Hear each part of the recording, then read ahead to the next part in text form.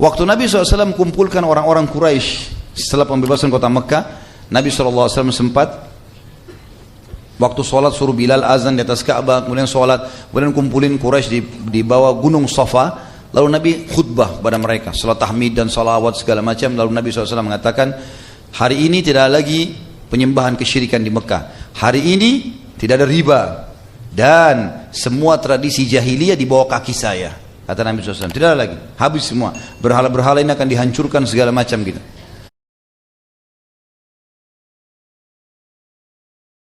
Lalu Nabi SAW ringkas cerita tentunya mengatakan kecuali, kena riwayat ini panjang, kecuali pengurusan jemaah haji dan pengurusan Ka'bah, Masjid Haram, itu tetap berlaku dalam Islam. Kemudian Nabi SAW membaiat para wanita-wanita, kumpulin semua wanita Quraisy, karena harus berbaiat kepada saya. Setelah syahadat mereka baiat, tidak boleh zina, tidak boleh membunuh anak mereka, ya. Kemudian mereka tidak boleh buat syirik dulu, tidak boleh berzina, tidak boleh membunuh anak mereka karena miskin. Rupanya waktu perempuan-perempuan ini berbondong-bondong masuk, Hindun menyelinap masuk di situ. Hindun kan disuruh bunuh, maka dia menyelinap dan mereka pakai cadar, nggak ketahuan. Maka waktu Nabi SAW mengatakan, kalian harus membaiat, tidak boleh buat syirik. Rupanya Hindun nyeletuk di tengah-tengah saf perempuan nih, ngomong. Dia mengatakan, ya Rasulullah, belum syahadat dia ini. Ya Rasulullah, gitu. Kalau seandainya Tuhan-Tuhan kami berguna buat kami, maka pastilah akan bisa menolong kami hari ini. Karena sebelum kejadian bayat ini, Nabi SAW keliling Ka'bah, tawaf, ada 370 sekian berhala, 360, itu Nabi pecahin semua. Dan Nabi SAW jalan dengan tongkat, belum Nabi sentuh, berhalanya jatuh, pecah semua, hancur, dan hancurnya jadi batu-batu kecil. Sampai Nabi tinggalkan Hubal, patung yang paling besar, diikat dengan rantai-rantai yang besar, patungnya besar. Nabi SAW biarkan terakhir itu. Orang-orang Quraisy lihat Tuhannya sudah hancur semua, terakhir Hubal. Nabi ambil tongkatnya lalu tusuk matanya sambil mengatakan, wa qul ja'al haqqu wa zahaqal batil innal batila kana zahuqa. Katakanlah hai Muhammad, bahwasanya kebenaran telah datang dan kebatilan akan luluh, hancur. Pasti akan hancur kebatilan itu. Lalu Nabi tusuk matanya, goyang patung Hubal kiri kanan, kemudian jatuh jadi pecah, gitu kan? Jadi hancur. Maka tidak ada lagi Tuhannya Quraisy, nggak ada lagi yang mereka bisa sembah mulai hari ini, karena harus buat patung baru. Kalau ini sudah nggak bisa. Maka Hindun rupanya nyaut, dan suaranya Nabi kenal di tengah-tengah perempuan. Ya Rasulullah, karena Nabi bilang baiatnya jangan sembah berhala, jangan syirik. Dia bilang, ya Rasulullah, kalau seandainya Tuhan-Tuhan kami bermanfaat, tentu saja akan bermanfaat buat kami hari ini. Kata Nabi SAW, Hindun, ada tengah-tengah perempuan, langsung dia bilang, asyhadu an la ilaha illallah wa anna Muhammad Rasulullah. Syahadat langsung. Dia tahu syahadat menyelamatkan ini. Maka Nabi SAW memaafkan, ya. Nabi SAW memaafkan. Ini orang yang ke-9. Tapi dia masih mu'allaf, baru masuk Islam. Nabi bilang, yang kedua, tidak boleh berzina. Kata Hindun, ya Rasulullah, apakah ada wanita bebas berzina?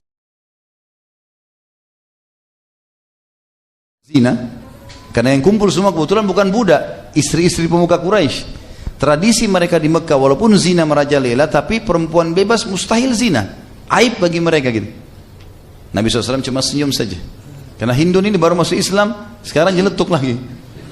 Lalu kata Nabi SAW, yang ketiga, jangan bunuh anak kalian karena takut miskin. Kata Hindun, ya Rasulullah, kami telah besarkan anak kami dan kalian bunuh di Badr.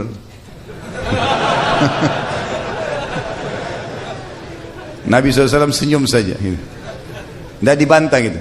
Akhirnya Hindun berkata, ya Rasulullah, keluarlah sebuah hadis. Ya Rasulullah, Abu Sufyan orang yang pelit, dia suka perhitungan, bahkan kadang-kadang tidak mau tahu saya makan dari mana. Nabi baru tahu tentang keadaan rumah tangga Abu Sufyan. Dulu dipikir toko Mekah gitu kan, setelah masuk Islam. Boleh nggak saya ambil sebagian hartanya ya Rasulullah? Sebagian hartanya saya boleh ambil nggak? Untuk kebutuhan saya, kata Nabi SAW, ambil secukupnya dan jangan lebih. Kalau lebih kau zalim, kebutuhanmu saja. Kalau betul-betul dia tidak kasih. Dan ini teman-teman sekalian, poin-poin ini ditekankan oleh Nabi SAW, dan ini menandakan kemuliaan hati dan kesucian hati Nabi SAW. Bagaimana beliau tetap menerima keislaman, karena targetnya menyampaikan Islam. Kalau orang itu belum masuk Islam dan punya keburukan terhadap Islam, mungkin itu bisa dihukum. Tapi orang kalau sudah syahadat, syahadat ini memberhentikan semuanya. Nggak ada lagi dendam dengan dia, nggak ada lagi apa-apa sama sekali. Dan ini pelajaran penting teman-teman sekalian. Maka pada saat itu Nabi SAW menunjukkan kepada kita bagaimana mendahulukan syariat Allah Subhanahu Wa Taala dan hanya menerima keislaman Hindun. Dan ini pelajaran yang luar biasa kita ambil dari kehidupan dia. Bagaimana jahatnya pun seseorang dan bencinya dengan Islam, tapi pada saat iman masuk ke dalam hati, maka dia pasti akan bisa menerima kebenaran. Dan bagaimana baginda Nabi SAW tidak pernah putus asa dalam berdakwah, sehingga beliau tetap menerima.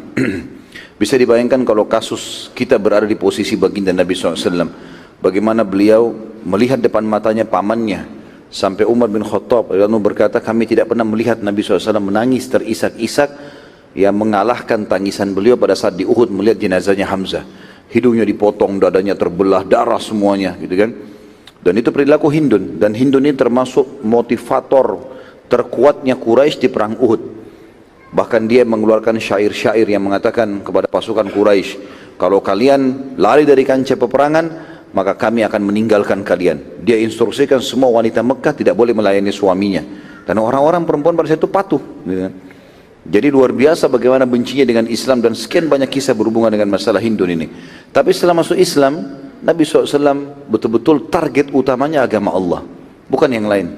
Maka beliau pun menerima masalah itu.